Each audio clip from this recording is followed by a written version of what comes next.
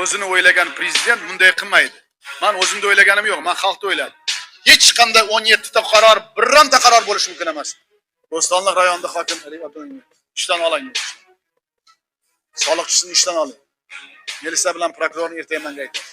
Sizlarga agar bu yo'qsa, menga yoqmaydi. Menga yoqmaydi. Nima uchun men o'zim yuraman? O'ylamanglar, juda vaqt ko'p. Mana ertalabdan kechgacha yurishim, zora mana atrofida bo'lgan noinsoflar ham shu ishni qilsin. Agar biz go'shtni 250 ming qo'ysak, odamlar nima qiladi u? Qaysi oylikka yashaydi? 4 ta rahbar nima qiladi? Odamlarning ishonchini qozonishimiz kerak. Prezidentga emas, odamlarni. Menga yoqish kerak emas, odamlarga yoqish kerak. Ming afsus, viloyatni rahbarini topolmayapmiz. Ming afsus, sizlar qo'shilmayapsizlar, bir el bo'lmayapsizlar. Na nuroniy mahalla bor, na xotin-qizlar bor, na yoshlar bor. Hamma tomoshabin desak, to'g'ri gapni men sizlarga aytmasam, hech kim hech qachon gapirmaydi. Bu haqiqat. Eng katta savol ishchi joy. Yoshlarimiz ishsiz, odamlarimiz ishsiz, adolatsizlik, byurokratiya, o'sha hokimlikda o'sha eski tos, eski hammom. Mana bugun ham katta qarorlar bilan keldim. Mana 200 million dollar, 50 million dollar, 150 million dollar kecha-kechasi qo'l qo'ydim o'zim. Ikkita qaror. Jamg'arma tuzib 50 million dollar jamg'armaga pul beryapman. Obodonlashtirish uchun. O'ylamanglar, pul ko'chada yotibdi-yu, pul topish, oylik berish, bu azob. Men bugun больницаga kirganimdan o'zim o'tirdim, odamlar bilan gaplashdim, o'zimga savol berdim. Odamlar rozimi? To'nda, kravatning ichida, boshqa iloji yo'q, sovuq. U davolanish xonasimi u? Siz qaysi dorilarni bepul olasiz? Ikkita farzandim meni dedi, navut bo'lgan o'g'lim dedi. Va hokazo, u gaplarni eshitish juda qiyin. Qiyin. Lekin eshitishga majburman. Nima uchun men o'zim yuraman? O'ylamanglar, juda vaqt ko'p deb. Mana ertalabdan kechgacha yurishim, zora mana atrofida bo'lgan noinsoflar ham shu ishni qilsin. Kurashga tayyor odam natija qiladi. Kurashga tayyor odam bo'lmagan ketish kerak. Shuning uchun Toshkentdan kelgan har bitta vazir sizlarni men konsertga chaqirganim yo'q, ishga chaqirdim.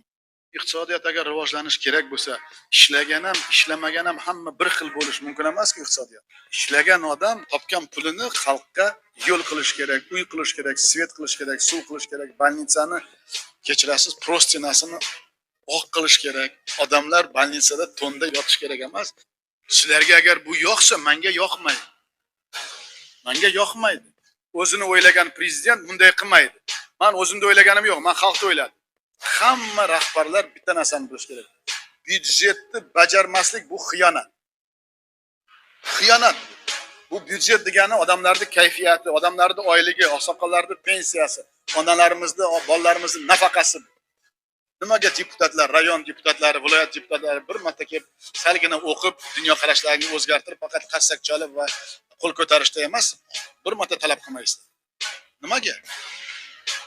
Biz qachon o'rganamiz? Bu narsalar deputatlar bir marta aytsaring bo'lmaydimi? Biz ham Toshkent viloyatining fuqarolari biz. Bu Chirchiqda 10 ming tonna baliq bersa bo'ladi yerda. 10 ming tonna baliq.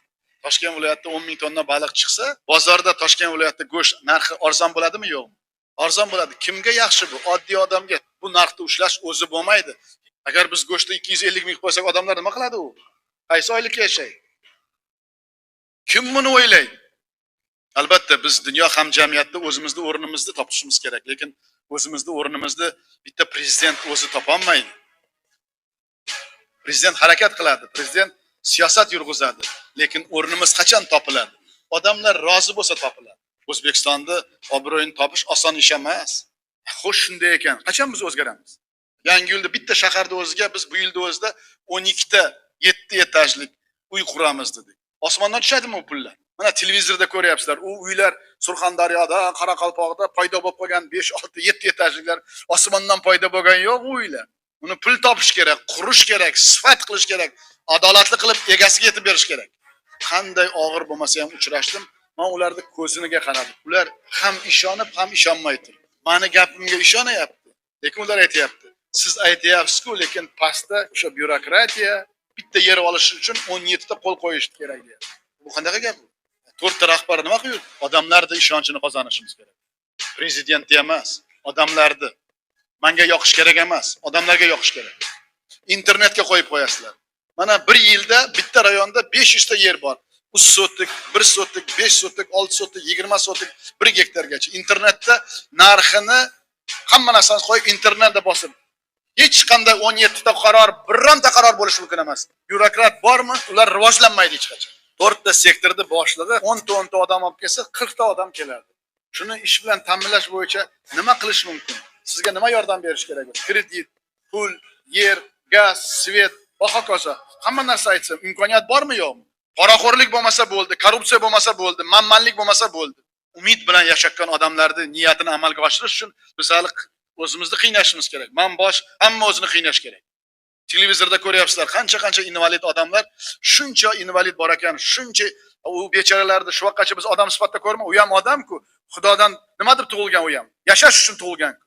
Nima Toshkent viloyatida yo'qmi? Nimaga ularga uy bermadik? Hamma narsani darrov qilib bo'lmaydi, men tushunaman uni. Lekin shundiga imkoniyat yaratib berdik. Nima uchun qilmayapsizlar? Bizni tadbirkor boqadi. Byudjetga ishbilarmon qiladi. Boshqa hech kim bizni boqa olmaydi. Men katta korxona qurgan bilan Chorvoqda bir 5000 ta odam ishga olaman. Juda ko'p bo'lsa. Million odamni ish bilan ta'minlash kerak. Deputatlar uyg'onish kerak. Deputatlar uyg'onmasa bizda jamiyatimiz muvozanat bo'lmaydi hech qachon. Deputat kim u? Xalqning vakili u. Kim qiladi buni? Yuragi yongan odam qiladi, vatanni sevgan odam qiladi. Hech qachon O'zbekiston sharoitida bitta viloyatga 100 million dollar hech kim bermagan.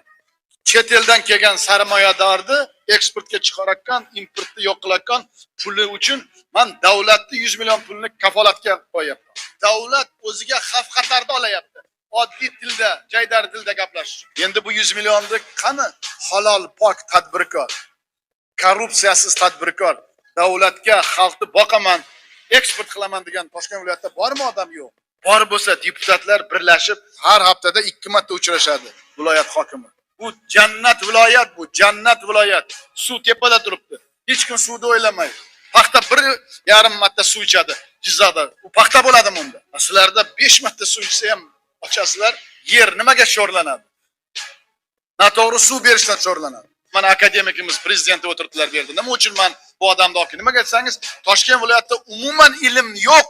Mana Rossiya bilan ishlangan kompozit materialdan qilgan latokni ham arzon, ham sifatli, ham ikkita fermer ko'tarib, shunday latokni qo'yaveradi. 100% agar hamma yerda 5 yil ichida latok qilib olsak, Toshkent viloyatida bilasizlarmi, bizni suv bilan bundan 5 barobar ko'p mahsulot yetishsa bo'ladi. Qaror chiqarib berdim Chorvoq zona bo'yicha. Hamma imkoniyatlarni yaratdik, to'g'rimi? Qancha imkoniyat bor Chorvoqda. O'zbekistonda bironta joyi yo'q, 4 faslda ham dam olish mumkin. Agar o'sha yerga sharoit yaratsak, motel gostinsiyalar qursak, 4 fasl dam olish mumkin. Lekin janob Parpiyev aytsin, tushum qanday Bo'stonliq rayonda? Yetarli emas, yo'q. Ana shuning uchun Bo'stonliq rayon hokimi. Bo'stonliq rayonda hokim Arif Abdullayev ishdan oling buni, ishdan oling. Soliqchisini ishdan oling. Militsiya bilan prokurorni ertaga menga aytasiz. Menga Bo'stonliqqa dunyo qarash o'zgargan odam kerak, vatanni sevgan odam kerak. Har bitta sherdagi sotaqon va uyda olaqon birontasi soliq to'lamaydi. Janob Parpiyev, buni siz yaxshi bilishingiz kerak. Bilmasangiz bilib qo'ying. Men kelsam 4 marta kelaman, lekin bir yilda 365 kun bor-ku, nima talab qilmaysizlar? Ayniqsa shu roza kunlari odamlar, mo'min musulmonlarimiz saharga turganda hamma Zimiston. Qaysi davrda yashayapmiz? Mustafa 249 kilometr elektr uzatish tarmoqlari va 80 ta transformator. Shuni 6 oyda qilasan. Kamolat gidroelektr stansiyasini qurish va 2 ta GESning modernizatsiya qilish bo'yicha umumiy qiymati 82 million dollarga bo'lgan investitsiya loyihasini amalga oshirish bo'yicha 2 ta qarorga kechqurun imzoladi. Toshkent viloyati xalqi bilsin, bu nima uchun biz gidroelektr, mana xabarlaring bor, biz Xitoyga borib janob Si Jinpingni iltimos qildik. Biz 1 milliard dollarlardan kredit olyapmiz. Lekin kelajakda biz arzon elektr energiya, umuman biz O'zbekistonda xudo xolasa shu 5 yil ichida 32% elektr energiyamizni gidroelektr energiya o'tkazmoqchimiz. Mana ko'rlaring Rossiyadan biz birinchi marta tarixda atom elektrostansiya qurish bo'yicha mana shu Vladimir Vladimirovich shartnoma tuzdik. Biz ertangi kunimizni o'ylayapmiz. Nima uchun?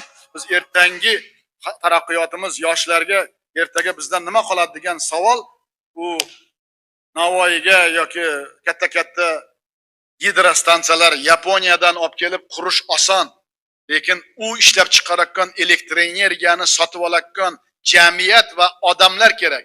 U qimmat elektr energiya. u elektr energiya ishlab chiqiladi, u zo'r stansiya. Lekin u hozirda sotib olgan tashkilot bormi elektr stansiyani? Bu elektr stansiya chiqargandan qaysi korxona sotib oladi? Qaysi odam uyda turgan odam unda qimmat elektr energiyani sotib oladi? Hali biz tayyor emas-ku biz bunga. Biz mana Tojikistonga borib, xudo xolasa, vizitga tayyorgarlik qiladi bu. Biz katta shartnomalarga qo'l qo'yib, temir yo'l ham ochiladi. Tojikiston bilan elektr energiya uzatish ochilishga biz kelishdik. Boshqa masalalarda ham mana shu qo'shni bilan yashagan bo'lsa, shunday yashash kerak. Hamma o'tadi bu dunyodan. Lekin qo'shni bilan yaxshi bo'lmaganda hech kim hech qachon kechirmaydi. Shuni hamma bilish kerak. Bizga qo'shnilarimiz hammasi yaxshi bo'lish kerak. Mana ko'ryapsizlar, bu ishni qilyapmiz. Oson emas. 20 yillik muzni eritish kerak. Dunyo hamjamiyati bizga nima deydi? Sen oldin qo'shning bilan til topishgin, biz sen bilan do'st bo'lamiz keyin. Sen qo'shning bilan til topishmasang, sen qanday biz bilan do'st bo'lishing mumkin? Biz Navoiyda qanday qilib elektr energiya chiqaryapmiz? Gazni yoqib elektr energiya chiqaryapmiz. Valyutani yoqyapmiz, elektr energiya chiqaryapmiz, uni pulini hech kim to'lamayapti. Nimaga sen to'lagan tashkilotda o'zi yo'q.